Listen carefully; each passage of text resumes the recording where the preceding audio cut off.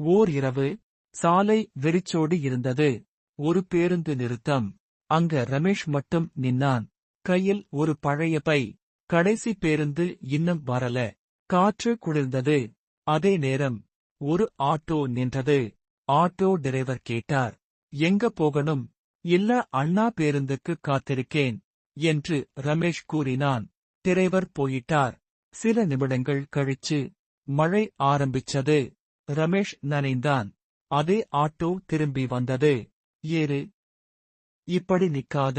பணம் கம்மியாதான் இருக்கு அண்ணா என்று கூறினான். டிரைவர் சிரிச்சார். இன்னைக்கு இல்லன்னா நாளைக்கு குடு என்றார். ரமேஷ் ஏறினான். போகும் வழியில் பேசிக்கிட்டே போனாங்க. ரமேஷ் வேலை முடிச்சு வீடு திரும்புறான்.